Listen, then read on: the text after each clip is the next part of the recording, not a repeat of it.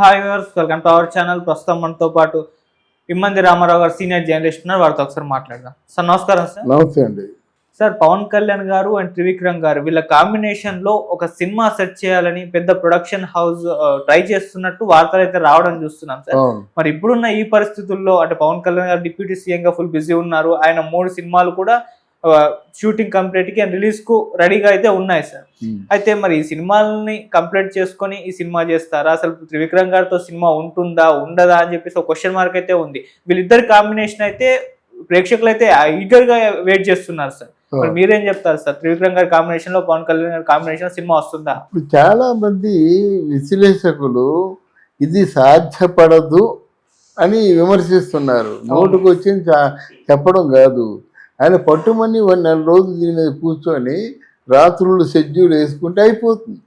అవును, 40 రోజులు అవుతుందండి. కాదంటే ఎక్కువ టైం తీసుకున్నది ఓజీ కదా.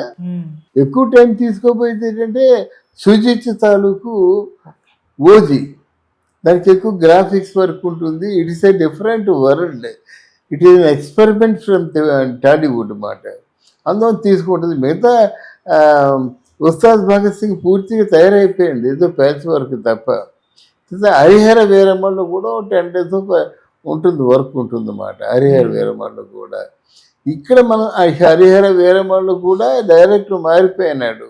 డైరెక్టర్ మారిపోవడానికి కారణం ఆ వీరమ్మలు డైరెక్టర్ కృషికి ఆ సబ్జెక్టు మీద ఒక క్లారిటీ లేకపోవడం. ఇప్పుడు జ్యోతి కృష్ణ ఎవరో చేస్తున్నారు, ఏం రత్న తరకు కుమారుడు మాట. కానీ వాడు సాధ్యమైనంత వరకు నైట్ షెడ్యూల్ వేసుకుంటే మొత్తం అని ఫినిష్ అయిపోతాయి అన్నమాట. ఇకపోయినడితే మనమే చెప్పుకున్నాం, పవన్ కళ్యాణ్ మాత్రం సినిమాల్లో నటించకుండా ఉండకూడదని. సినిమాల్లో నటించండి, మిమ్మల్ని ఎలా మీ చుట్టూ మీ తాలూకు స్నేహితులయ్యారు, వారసులయ్యారు. మీ సినిమాల్లో నటించే నటన ప్రధానంగా ముందు మీరు నటించిన నటన మెచ్చే మీ వెనక తిరిగారు. అందులో మీ గుణాలు, మీ నిజాయితీ, మీ పౌరుషం అంతా నచ్చి మీ వెంట తిరుగుతున్నారు. కానీ ఎంత లేకుండా సినిమాలో నేను నటించడం దూరంగా ఉంటానంటే మాత్రం దెబ్బతింటాడు పవన్ కళ్యాణ్. అందువలన ఇక్కడ త్రివిక్రమ్ శ్రీనివాస్తో సినిమా అవుతుందా అంటే అవుతుందని చెప్పడానికి చాలా ఉదాహరణలు ఉన్నాయి. ఎప్పుడైతే డైరెక్టర్కి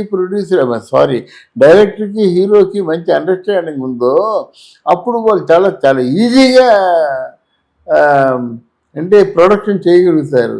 దానికి for example Sardar Paparayudu cinema చేసినప్పుడు ఎన్టీ రామారావు గారికి మొట్టమొదటిసారిగా మేము పనిచేస్తానికి తెలుస్తుంది. సర్దార్ పాపారాయుడు సినిమాకి మొట్టమొదటిసారిగా క్రాంతి కుమార్ అనే ఒక క్లాసిక్ డైరెక్టర్ ఉండేవాడు. ఆయన ఒకసారి దాసరి గారి ఇంటికి వచ్చి వెళ్దామండి రామారావు గారిని ఇలాగా సినిమా అనుకుంటుంటే, పర్వాలేదు బ్రదర్, సాధ్యమైనంత తొందరలో చేసేయండి. కానీ అప్పుడు బాగా రామారావు గారు బిజీగా ఉండేవారు కదా సర్దార్ పాపారావు టైంలో. అంటే ఎన్ని డేట్స్ ఇస్తారు అంటే ఒకే అప్ టు 40 చేసుకోండి అని చెప్పారన్నమాట. You believe it, that was done by only 28 days. This is the record. Sardar Paparayudu అనే సినిమా ఎన్టీ రామారావు గారితో 28 daysలో చేశారు. అందువల్ల ఎందుకు చెప్తున్నంటే డైరెక్టర్కి హీరోకి కనెక్టివిటీ ఉంటే అలా చేస్తారన్నమాట. హీరో పార్ట్ ఎంత ఉంటుందండి, అంతా కలిస్తే 15 రోజులు 10 రోజులు ఉంటుంది హీరో పార్ట్. విత్ కాంబినేషన్ వరకు అలా డిసైడ్ చేసుకుంటారు. అందువల్ల డే అండ్ నైట్లు పెట్టుకుంటారు. కాంబినేషన్ ఉన్న సీన్స్ అన్నీ ముందు తీసేస్తారు. అందులో ఎన్టీ రామారావు పాట వచ్చేస్తుంది కదా. కాంబినేషన్లో సీన్స్ అన్ని తీసేసినట్టయితే మిగతా సీన్స్ నైట్లో తీసేవచ్చు. ఆయన సోలో పాట ఉందంటే నైట్లో తీయచ్చు అన్నమాట. సోలో అంటే ఒకడని కాదు, రామారావు గారి తాలూకు సోలో, రామారావు గారు హీరోయిన్, రామారావు గారు ఇంకా ముఖ్యమైన విలనం, ముఖ్యమైన సన్నివేశాలు వాళ్ళ తాలూకు అనుకూలంగా మలుచుకుంటారు అన్నమాట. అయితే ఇలా కనెక్టివిటీ ఉంది కనుక త్రివిక్రమ్ శ్రీనివాస్ తాలూకు సినిమాలు ఉంటాయి. ఎందుకు ఉంటాయి అని అడగరే మీరు. త్రివిక్రమ్ శ్రీనివాస్ మంచి డైలాగ్ రైటరు, మంచి కథా రచయిత. ఇప్పుడు ఈ పవన్ కళ్యాణ్ని జనంలో ఎంజీఆర్ లెవెల్లో తీసుకెళ్ళాడు. ఎంజీఆర్ సినిమాల్లో నటించాడు. ఎలా నటించాడంటే జనం ఆ గుడిసెల్లోకి వెళ్ళిపోవడం, వాళ్ళని ఆదరించడం, ఆ నీళ్లు తెప్పించడం, అందరికీ నీళ్లు వనరులు చేకూర్చడం, అలాగే బియ్యం అందరికీ ఉచితంగా ఇవ్వడం, వస్త్రాలు ఉచితంగా ఇవ్వడం, ఎవరికే కష్టాలైనా వెళ్ళిపోయి ఆదుకోవడం, రిక్షా పుల్లోస్ అందరికీ వర్షంలో కోట్లు ఇవ్వడం, ఎంత తెలివిగా కథలు అల్లుకునేవారు. అలాంటి పరిస్థితి పవన్ కళ్యాణ్కి వస్తుందన్నమాట. పవన్ కళ్యాణ్ ఎక్కడే పని చేసినప్పుడు కూడా సినిమాలో ఉంటుంది ఆ సన్నివేశం, అందువల్ల ఉండొచ్చు. ఇకపోతే మీరు ఇంకో ప్రశ్న అడిగారు ఏంటంటే, ఒక చిత్రమైన మలుపులు జరగనున్నాయి. ఇక్కడ అల్లు అర్జున్ దగ్గరికి సుకుమార్ కొంచెం డిస్టెన్స్ మెయింటైన్ చేస్తాడు. ఎందుకంటే అల్లు అర్జున్ డైరెక్టర్కి అల్లు అర్జున్కి వరుసగా 2 సినిమాలు చేయడం వల్ల ఈయనకి కొంచెం అంటే స్వాభిమానం అనుకుందాం, ఆ పేరే పెడదాం. మరి ఆయనకి స్వాభిమానం ఉంది. మళ్ళీ 2వ సినిమా 3వ సినిమా కలిసి పనిచేయరు. అయితే ఇక్కడ పుష్ప 2 అన్న సినిమా రిజల్ట్ బట్టి ఉంటుంది.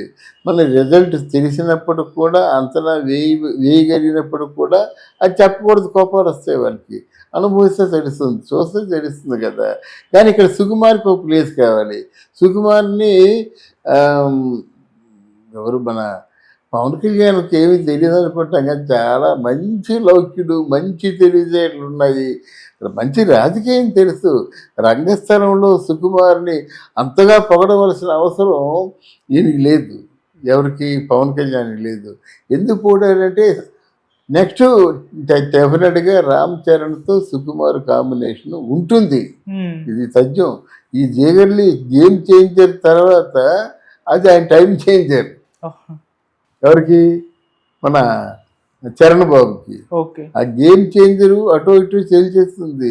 మన ఆఫ్టర్ RRR ఇదే కదా సినిమా. అందువలన ఈ సుకుమార్తో కాంబినేషను, సుకుమార్ ఇంకో కథ రాసుకుంటాడు ఈయన బాడీ లాంగ్వేజీ తగ్గట్టుగా. ఎవరి body లాంగ్వేజీ? Ram Charan body language తగ్గట్టుగా కథ రాసుకుంటాడు. డెఫినెట్గా వీళ్ళ ఉద్దేశం ఇంకేం లేదండి, ప్రజల్లో మంచిగా వెళ్ళిపోవాలి. చిరంజీవి ఫైట్లు, డ్యాన్సులు ఇవన్నీ చేశారు, కానీ ఎలా కాదు, ప్రజల దృష్టిలో ఎలా తయారు చేస్తారంటే వెళ్ళి ఇప్పుడు వాళ్ళు నిజంగా మంచి పనులు చేశారు. ఇప్పుడు రామ్ చరణ్ ఉన్నాడు అనుకోండి, అనాథ వీళ్ళని చదివిస్తున్నాడు, స్కూల్లో చేర్పిస్తున్నాడు, బట్టలు ఇస్తున్నాడు, ఆపరేషన్లు చేయిస్తున్నాడు, గుండె ఆపరేషన్లు, ఇవన్నీ ఉన్నాయి కదా. ఇవన్నీ సినిమాల్లో సన్నివేశాలుగా ఉంటే మీరు చెప్పాల్సిన అవసరం లేదు. పవన్ కళ్యాణ్ ఎలక్షన్లో నిలబెట్టింది అట్లాంటి ఇమేజ్ని ఎస్టాబ్లిష్ చేయడం కోసం వాళ్ళు ప్రయత్నాలు చేస్తూ ఉంటారు. ఇది తారుమారు అవ్వబోతుంది. త్రివిక్రమ్ ఇటు వస్తున్నాడు, రామ్ చరణ్ అటు వెళ్తున్నాడు. ఈ పంపించింది కూడా పవన్ కళ్యాణే.